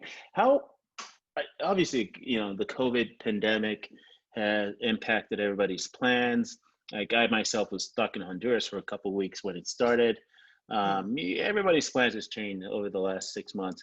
Has that impacted any particular milestones you were kind of working on for diving, or your travel plans, or anything we like had that? paid to go to Tiger Beach. It was supposed to be in, I want to say August. We were supposed to go to Tiger Beach. We had paid for it like early in the year, and the Bahamas was closed, And then they had a thing where it's okay, we're open, but you have to come quarantine for 14 days. Like, nobody's about to come and sit for 14 days. Yeah, that's crazy. So I mean, it affected that, but it hasn't stopped me from diving. I'm still diving. I dive wherever I can. But now, like, we're supposed to be going somewhere. It's a surprise. My girlfriend, she doesn't know, but we're going on a trip. Is she a diver too? Can't even swim, but hey, I couldn't swim when I started too, so it's all good. Yeah, but I'm gonna tell you what, figure it out. She's not afraid, bro. She's not afraid. She's been on dive boats. She's been on, so she's picking up the lingo because I'm always around divers, Right. So you hear her just say like little certain stuff that kind of messes me up sometimes, like check your air, or you want me to grab your BC for you, like little stuff like that, like what reg are you taking? You taking the silver reg or the, because like you're talking like a diver, we say reg, this she wants to do it. That's one of my goals, is just at least get her to open water, but she got a long way to go. She gotta learn how to swim. She want to meet you though. Can I let her meet you? Yeah, please. All right, Ebony. Her name is Ebony, right? Cliche. Gotcha. Ebony. She might be asleep. Hey, Hey, she might be starting a whole oh, blog here she like come. Ebony Diving. No, watch this. Watch this. We're gonna give her some quizzes. Come here. I want you to meet Ed. Oh, she was in there asleep. Come on. All right, this is my girlfriend Ebony. Hi, Ebony. How are you? Pretty good. How are you? Oh my God, this is my son Khalil. Hi. Come on. Hi. What's up, buddy? How you doing, Khalil? I gotta get out. But no, I was telling him about he asked if you died, and I told him that that she'd been on a boat. She said she wished. He said he couldn't swim and he learned. Really? No kidding. So, I could barely swim, and it's the same thing. You're comfortable. Yeah, that's my Nigerian accent kicking in. You're comfortable in water, right? That was my edge. I'm not, even now I'm not particularly a great swimmer. I know the basics. I had to go to adult swimming classes. So when I started open water, I could barely swim, just tread water a little bit, and then but you put the mask and put the fins on me, yeah, I'm good. Then when I started doing when I was doing my dive master program, and you got to do it, swim. The water mesh. Yeah, that's when I realized, yo, I got to go get some training for this stuff. Yeah, you gotta swim. I went to adult classes to learn how to swim properly. that is so inspiring. Goes back to that humility that we talked about, you know. That is Wow, man, that's amazing, never man. too late to learn. Listen, man, you just inspired your next diver. Yeah. So when by the time you get ready, he'll be an instructor then. So we're gonna fly you out to California. Right? Cool. Now your wife, Nice to meet you, Ed. she said, "Nice to meet you, bro." You as well. You as well. Your wife is a diver also, right? I saw pictures from Aruba. So tell me about that. And I'm interviewing you. It's funny that she was surfing when we met. Yeah, she was surfing. She was always interested in diving, kind of like me. Like I'd always been interested in diving. It's just one of those things you just never like really think about. Like, I'll do it later. Procrastination. I'll do later. And one day I just kind of signed up and did it.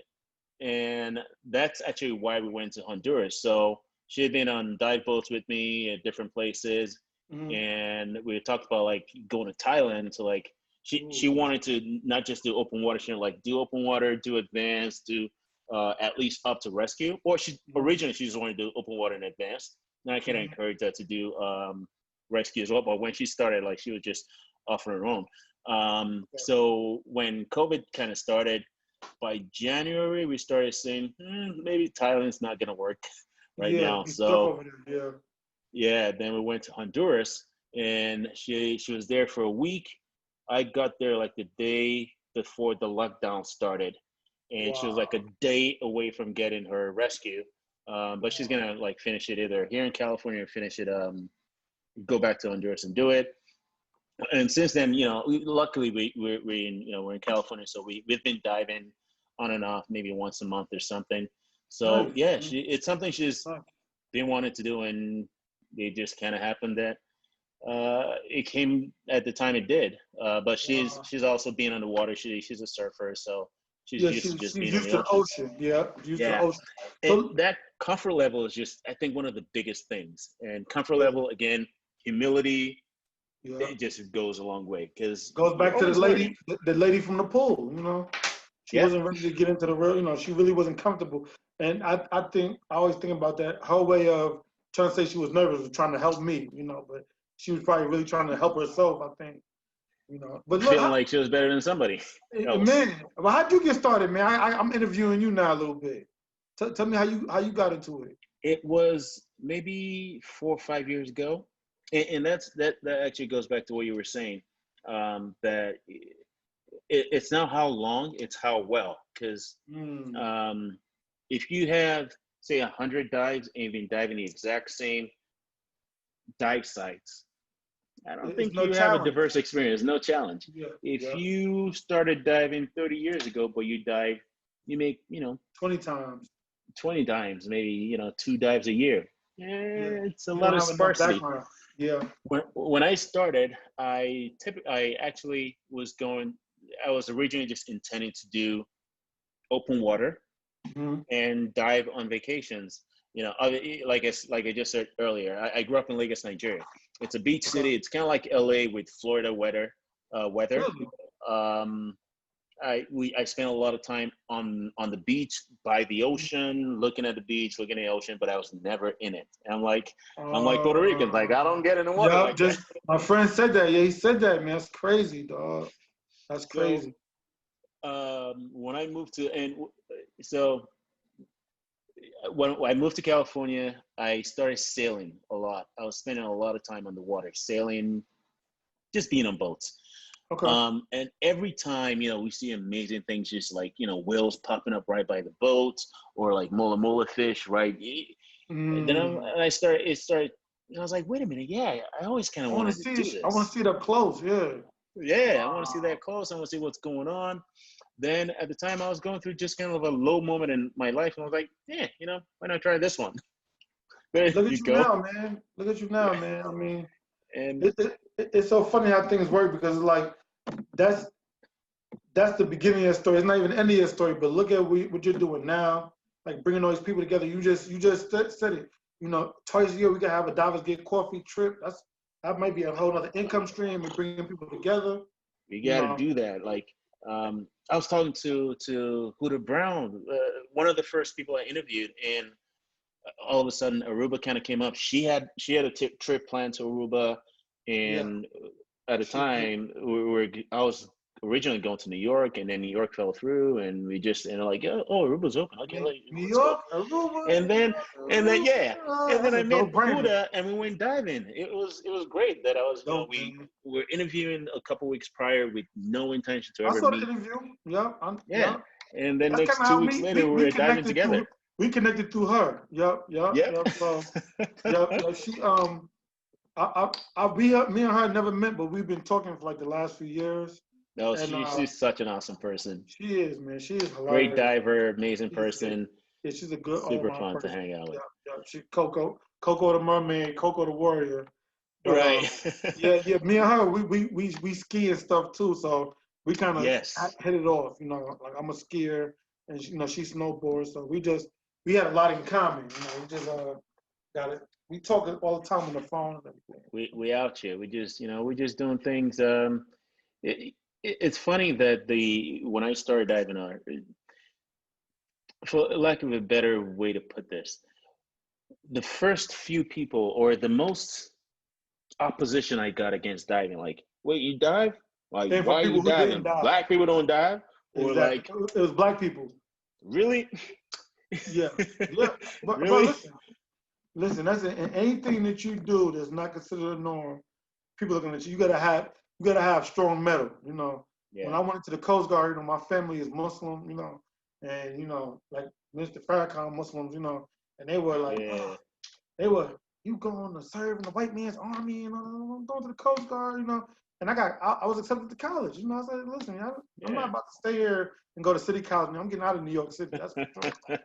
But I've learned, even in the military, when I went to the military, I went through affirmative action, which they got rid of now, but they had Mm-hmm. a thing called the MORE program.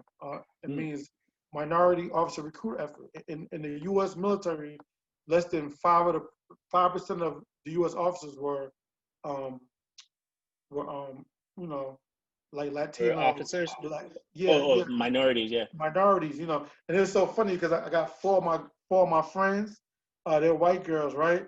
And they were Yeah. able to get in the program. And guess what their argument was? A white female is a minority too, and they went to all girls, Yeah. and they got in under that. They couldn't. They took it to court and everything, and they was able to get in. But it was three things you could do. You could either go, I think it was dentist, physician's assistant, and Mm. helicopter pilot. And I was like, I'm gonna go for the pilot program. And every black person I knew was like, man, you crazy as hell. Think they about to let you Yeah. fly their helicopters? And guess what? 7 months later, when I went to flight school, they're like, oh my God, man, Oh, I think yeah. you could do it. You just get used to that.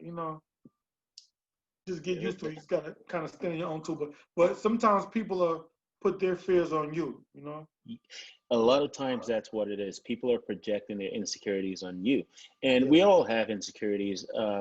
Yeah, we all But do. once you find something that like we've talked about, you try everything once. If it's not for you, kind of move on. If you find happiness and solitude in it, pursue it. Mm-hmm. Um, and I'll never, like, if anybody ever asks me like, oh, should I do this or should I not? I'll tell you what I would do. I'll say maybe Exactly. you should try this based on how much I know you, Mm-hmm. but I would never say like, don't do You that or can't do don't it. or do that. Yeah, Exactly. it's that's on you. Nothing is impossible. Like Um, even with my progression, I was saying like if I was doing photography 4 years ago, maybe it would have been for me because it's distracting. You know what I'm saying? So it's like if I'm still mm, trying to work on buoyancy or waiting, or just doing certain things, certain skills that are now almost like secondhand nature to me. Like I don't have to think about my buoyancy or anything like that. I can focus on dialing my camera in or changing the lens out or something like that. But 4 or 5 years ago, yeah, it would have hindered me. Just having this extra weight and you know, I'm, that that is actually a very good point, yeah. because when I started, like I said, I just wanted to do get open water and maybe dive occasionally. Next thing Hmm. you know, I'm like, maybe night trucks, maybe advanced, maybe this, maybe that, and I just kept diving for like 2 years, pretty much every weekend or every other weekend, for Dang. 2 3 years straight. And I Hmm. started out, try to GoPro. Then I just realized it's distracting. I always advise everybody, like if you're starting out, maybe drop the camera for a minute. Yeah. Yeah. Get your diving skills to become second nature to you Yes. as a Like walking. diver. Like Then walking. you can, Yeah. yeah, Yeah. Yeah. yeah, It's true. It's true, bro. And man, like I said, man, I know I told you already, but like I said, I looked at a lot of your footage, man, and buttery smooth, man, pro all the way. Like sometimes you appreciate look it, at people brother. and it's like this. It's like if you look at some, I'll give you another story. This last dojo story. But so another thing my sensei used to always tell me, he says, look, wherever you go train. I don't care if you go to California, you go to Dubai, find a dojo. He said because Hmm. I don't know everything. I don't know everything. It's something, or guess what? It could be the same thing I'm showing you from another perspective. Not seeing that, like literally, Yeah, somebody could do the same thing 25,000 different ways, right? So what absolutely. I would do is he would always tell me just wear a white belt, bro. You're a black belt, you know it. You don't have nothing to prove. Wear a white belt. And what it did was like when I would go to these dojos, you have a white belt, people want to help you. If you the one time I wore a black belt, it was like I had to fight the whole building, bro. Like everybody, that kick was wrong. No, you did the throw, your hip wasn't in the right place. But when I have a white belt on, two things happen. People want to help you. Hey, I'm Ed. Hey, come stand with me. This is how we Yeah. stand. Put your hands here. And then when you start showing what you know, people say, "Hey, bro, you ain't no white belt." You know what I'm saying? And so that makes me think of you. When I look at you, I didn't know if you was a dive master or what. But when I looked at your videos and stuff like that, I say, yeah. Even the video of the fish you just posted, like the GoPro is like this. You see other people is. I can That's the tell that worst. buoyancy is weird because just the way the footage is like getting a headache. And I started out like that, and I started out like, but at the end of the day, you're looking at footage and like, this is not telling anything. It's not making any sense. Like, I'm just saying, I'm getting dizzy. It's not doing anything. What am I doing? So again, it goes down to I mean, different people dive for different reasons. Yeah. When I dive, it's about just slow down, Hmm. relax, Hmm. take a minute, because you might be looking at it, it seems like you're taking time, but in reality it's just coming out like this. you know Exactly. Exactly. uh, Exactly. so it just took a while, like, and that's when I started. I picked up the camera, dropped it for a couple of years, then picked it back up again maybe last year, lost a couple of them, then picked it back up again this year, and now it's more dedicated to the story I'm trying to tell on the dive. If I don't have anything particularly planned, yeah, I just get the camera and just enjoy my dive. Um, Are you editing with Final Cut? no, actually, I use this InShot. It's like I In all my shot? edits I do it on my phone. Damn. Like I literally do it on my phone. Shit, man. The Aruba shit looks good as hell. From the slow motion to the faster. Damn. He definitely using Final Cut Pro. Man. That's crazy, bro. And InShot and the GoPro one, Quick. Oh yeah, That's quick a is good one good. Yeah. too. Quick is Yeah, good. quick. But yeah, that stuff looks pro, bro. Like you on I'm thinking you on the Mac, for like 15 hours. So you doing it on the plane ride, huh? I actually really despise editing. Like editing just takes so much time. So I It try takes to so much time, bro. so It takes much so much time. So I time. try to pre-plan my shots so that like going down last weekend with the Discover Scuba, my friends doing Discover Scuba. Hmm. I try to stay out of their reach. I try not to distract them from what they're doing, because if I get close enough, they're They're saying, gonna "Hey, what's love you. Yeah, up?" And yeah. then I don't want to distract them from what they're doing. I want them to enjoy their experience, but I try to get close enough that I could actually get them, and they can make out that it was them. It They was can done. see Yeah. themselves doing it, and I'm actually gonna spend some time with them to just kind of ask them what their experience breathing underwater was like, because I think they enjoyed it, and it's really cool to just see them come out of water and like go, wow, that's pretty awesome, you Yeah. know? I commend you for what you're doing, man. I'm gonna call it right now. Like I shoot movies, I shot music videos, I used to produce out of the studio. Like I said, I'm in the military, I'm a diver, I'm a black belt. I literally just closed my dojo in September due to COVID because Mm, Michigan they weren't letting us open up. So yeah, I'm just saying all that to say this that this forum that you have right here is going to be super big, bro. I've appreciate never it, seen brother. anybody doing anything like it, and it's cool, and you handle it very professionally. It's like, wow, man. Like I literally sat and watched all your interviews, and never was bored, and you're just a genuine guy, man. I could tell that, and you one of us. It's another thing when you talking to somebody that's one of you. You know what I'm saying?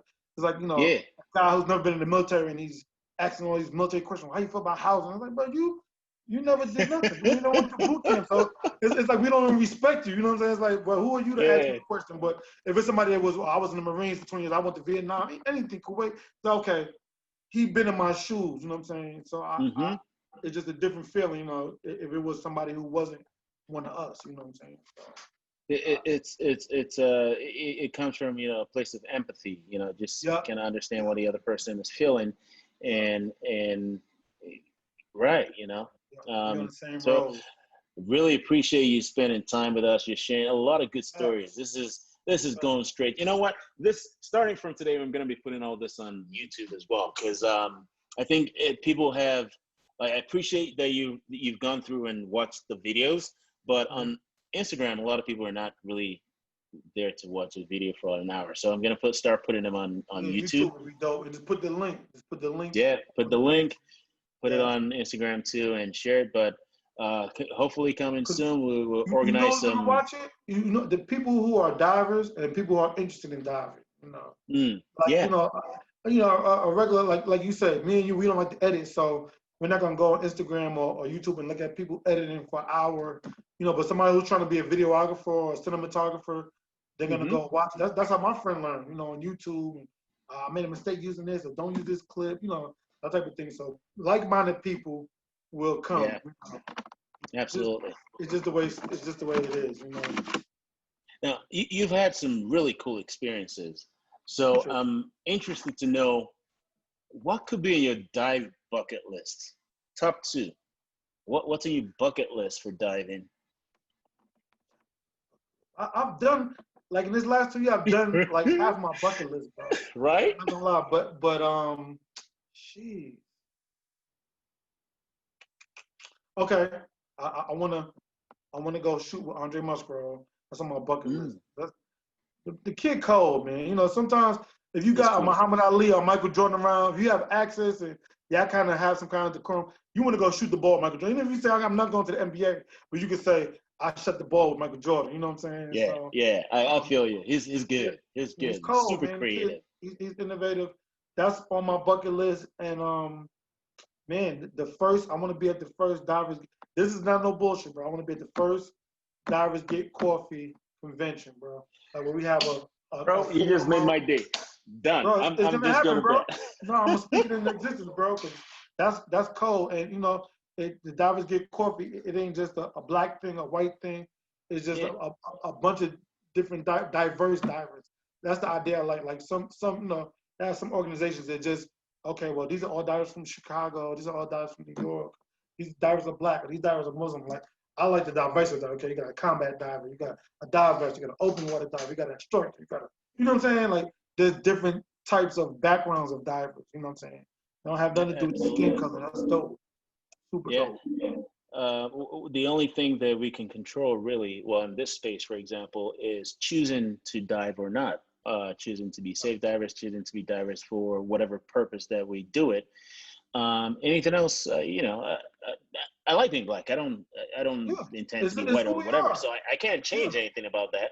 And no. I also understand, some platforms that promote content specifically for say girls at scuba, for example. Yeah, yeah, Um, it- Being a woman diver was super marginalized before. I completely yeah, get it, and yeah. there's nothing wrong with that. But that's the thing. There's enough space for everybody, Everybody. Yeah, everybody. yeah. For me, I just want to, And guess what? yeah, You putting women on the platform don't offend me. yeah, You putting, you say, Chinese people who dive or short people who dive or fat people who dive, don't none of that stuff affect me. It's a lane for everybody, bro. You know what I'm saying? hmm Like you said, if you happy with what you're doing, somebody being pro something shouldn't offend you. So absolutely. And that's the thing. Like it just when it comes from a genuine place, it exactly. just feels good. It just Yeah, feels and good. And the diving world is cliquish, man. It is, bro. It's not like skiing is not no clicks. No, you go with your friends, your family, but like the diving community is cliquish, and I've learned that like once I started doing the shark dive, that's a small community of people. You know what I'm saying? mm, And they all kind of interchange with each other. So kind of once you get in yeah, that loop, people know you that you've never met. Like, oh yeah, I know that guy. He's with Lee Kyle. He's with Musgrove. He's with Mike Kensington. He's with Jay. It's just yeah. the way it is. I've seen it. All the spearfishing people know each other. You know what I'm saying? Like, It's so cliquish. You're right. One of the brothers, one of the folks I'll be talking to later to this week is a brother from South Africa. Afro divers go deep, wow. um, and it's funny that I was watching a video the other day, well, maybe a few weeks ago, where there was this lake, super crystal clear, Mm-hmm. where foreigners dive, but this couple guys, YouTubers, kind of go around asking people if they would ever consider diving in the water. And the only people that actually said absolutely not were the locals. People come from all over and dive the water, enjoy the thing. And then the locals like, hell no way I'm diving. And Yeah. why? Wow. Because of some myth and random stuff like that. But I Wow. get it. I'm not disrespecting anyone's culture. I understand Man, where that comes from.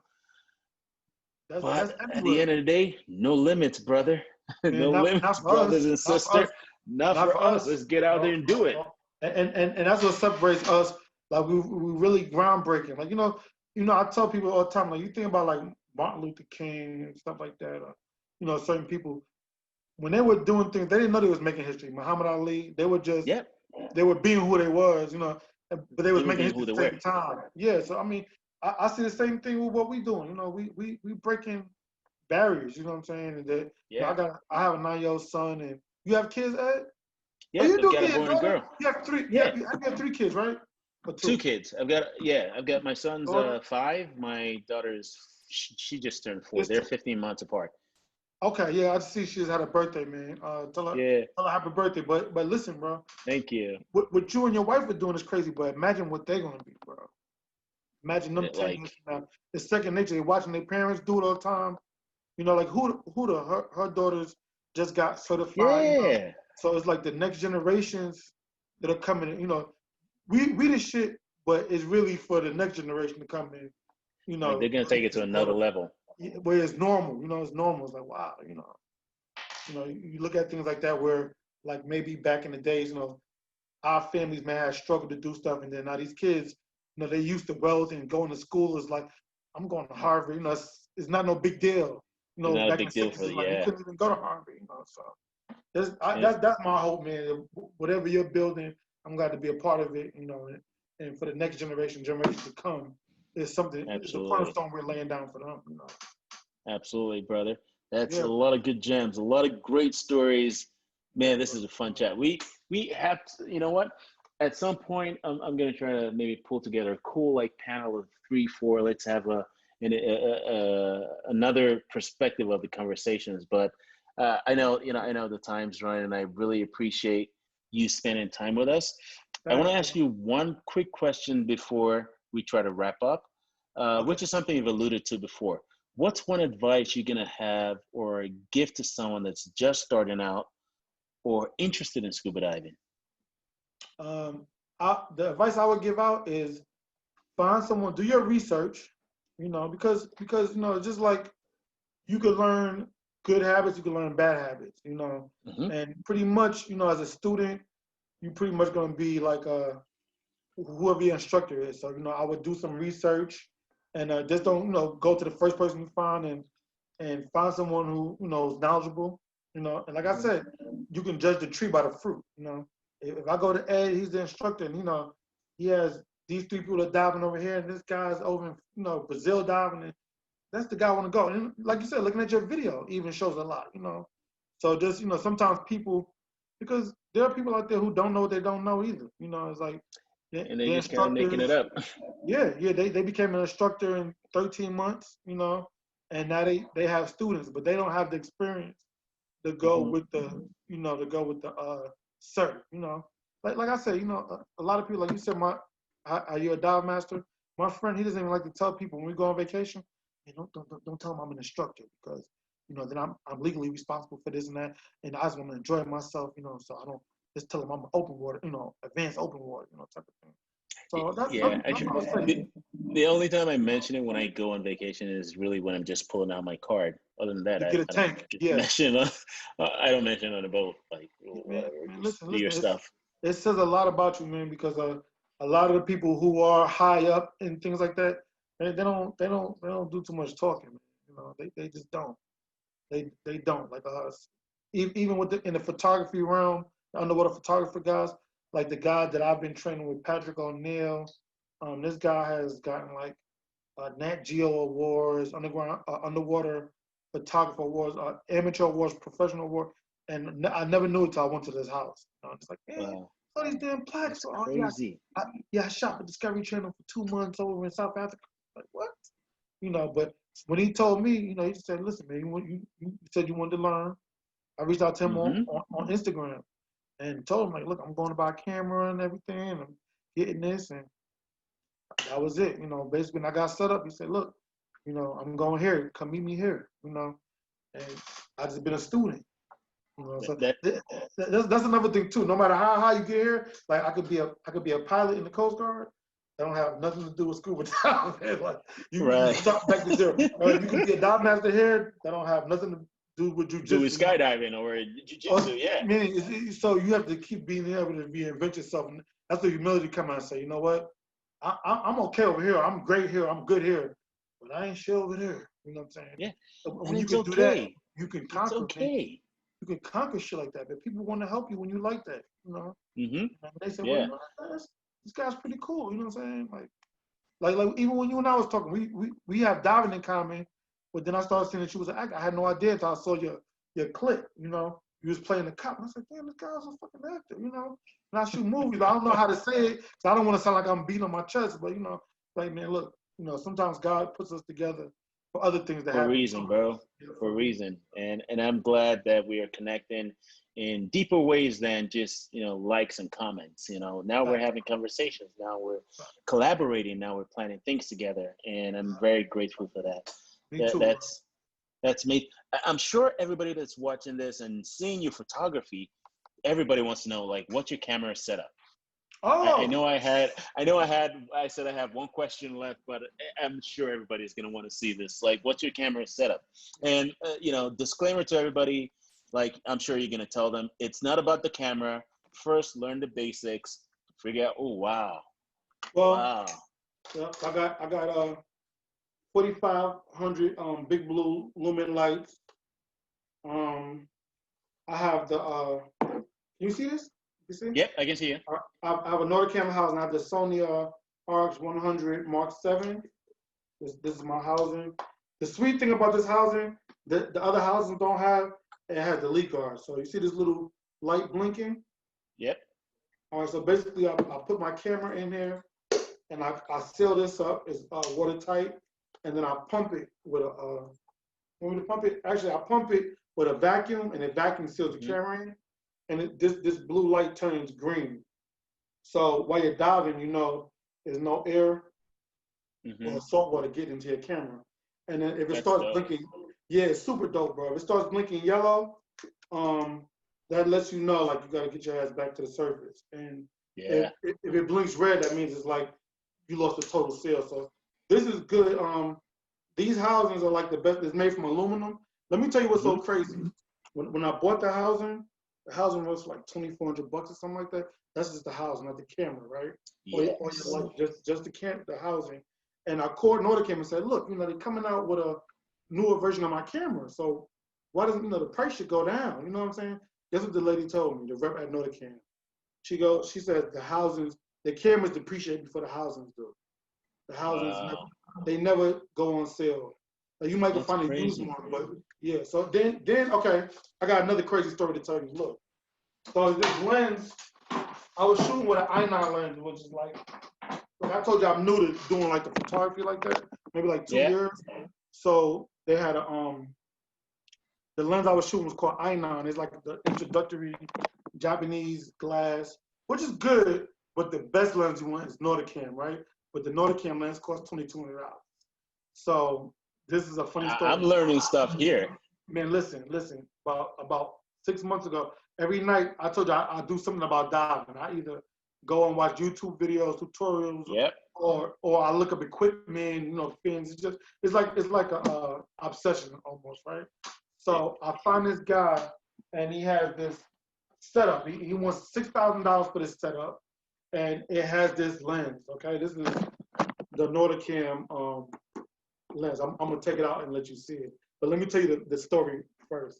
So I messaged the guy like, hey man, you know, I have my own camera set up. I don't need the camera. I have my own camera, but I need that lens. You know, I said, let me give you $500 for the lens, $2,200, $2,200 lens. He goes, no, I can't go that low. He said, you sure you don't need the whole camera? I said, no, I got a whole setup. I just want to change my lens out from the one I got. So he tells me that he ordered the lens directly, everything from Nordic, paid $6,000, and got bent, bro. Got bent. One diving in Miami, he got bent before the camera, so he can't even dive anymore, bro. Like, where he was in the tank and everything, right? So he messaged me back, said, you know what? I'll take $700, bro. So I said, let's do it right now. Set it up. Literally, it took from the time he messaged me that to the time he wrote me back and I said I accepted. It took like an hour, right? And so I was nervous, like, bro, somebody's gonna buy this fucking lens. You know, $1,500 for this lens is good, brand new. So look, this is the lens, and I got it brand new, bro. It never had hit the water, bro. Wait till you see this glass. Goes to the old saying: when there's a will, there's a way. Man, listen, look at this. Wow. That's gonna be cool for some, you know, the half and half shots. Oh yeah, the splits, man. This man is heavy, bro. It's so heavy. I had to get a buoyancy collar. Yeah, because it weighs like 7 pounds, bro. It has like 9 pieces of glass. It's sharp, bro. Like all the picture you just showed, you pulled up with the shark behind the other photographer. I took that with this lens. So it's like that with this. It's like night and day, bro. Like from what I had. Let's show everybody again. So this is this picture. Yeah. This one. Yeah. This is a sharp shot. Man, the lens is just sharp. Scroll down some more. I'm gonna show you one more. Let me see. Scroll down.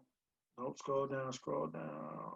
A matter of fact, go up to the top. Go to the picture I just posted. Scroll up to the top. That one right there, to the right. This one? No, this one. Right there. Yeah. Look at that. Wow. It's a tiger shark? That's a tiger. Yeah.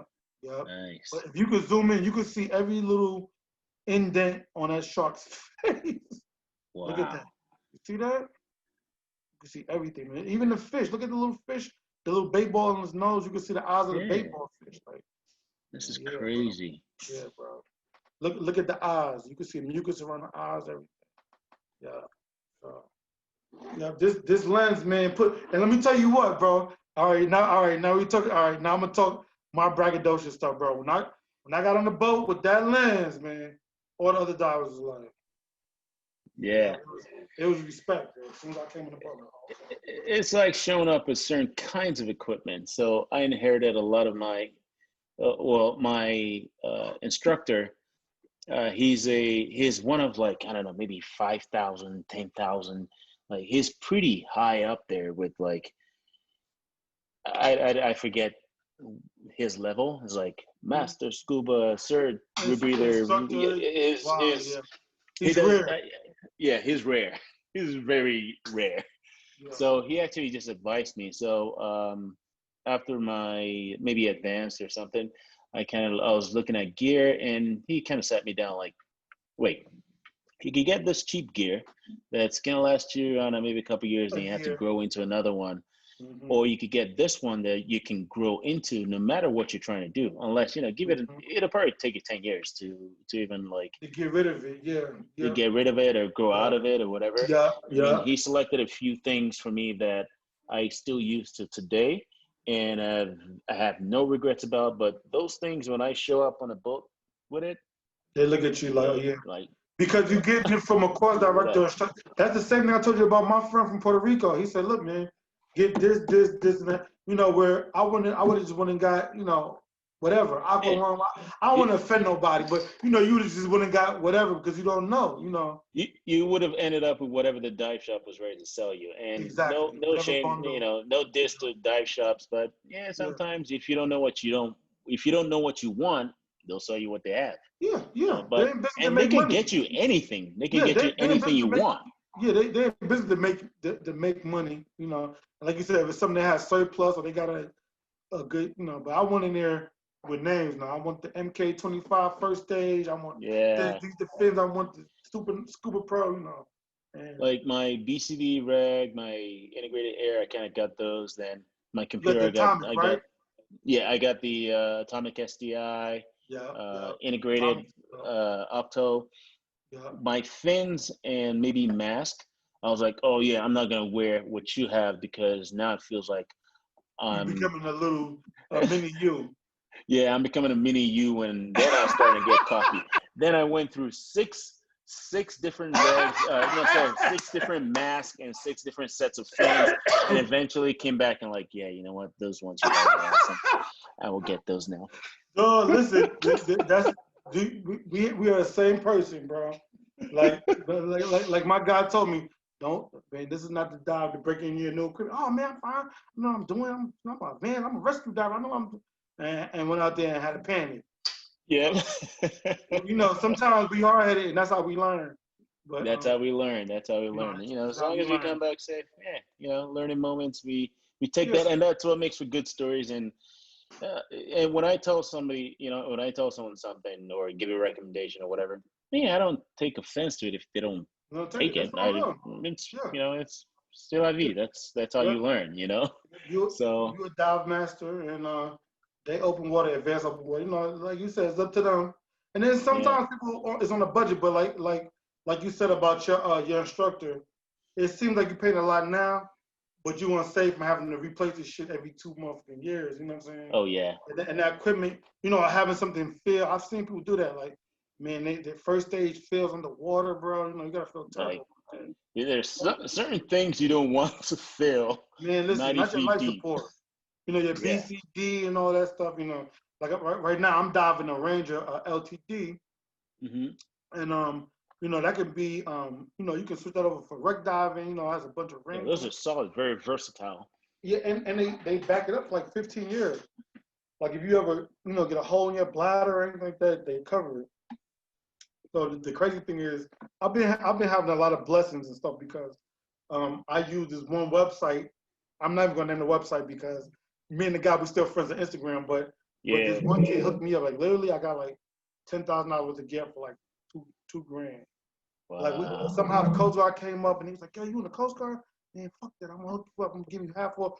So he gave me my reg was like $1,800. I got it for like $400, brand new. That's crazy. Yeah. And then I ordered the Ranger. The Ziegler Ranger was like $600, I think, and he gave it to me for like $250, bro. Like for the same price as the Scout. Scout like the Travel BC, and then they were out of the Ranger, so they ended up upgrading me to the LTD, which was like $1,500. I got a $1,500 BCD for like $250, bro. Wow. He hooked me up. Yeah. Yeah, I'm gonna tag you. I'm gonna tag you on now. You want to know the real Jason Bourne? I'm gonna tag you when we get off. This kid's Yeah. the real Jason Bourne, bro. That's He's in the awesome. Marine Corps too. I'm gonna tag you on his page. You so y'all can start following each other, bro. He's a good guy too. Diver Absolutely. too. We got to connect. Oh, Diver too. We got to talk Yeah, then. yeah. We got to get him on Divers Getting Coffee. Man, Well, yeah, you should, bro. This kid is crazy, man. Crazy. I was super excited to hear the story. I'm so, I have so many questions. Honestly, we could talk all night. But more importantly, we're going to figure out a way to dive together soon. So I'll facts, keep you bro. posted on that. Me, you and Hooter, bro. We're gonna put it together, Yeah. man. We're gonna be diving together soon. I'll keep you posted. Now, one last thing before we go, where can people find you online? I've been going to kind of I've been sharing screen, but yeah, if you have other places you want to share. All of my social media is Blitz from BK, my YouTube channel, my porn website. I'm just joking. I was just joking.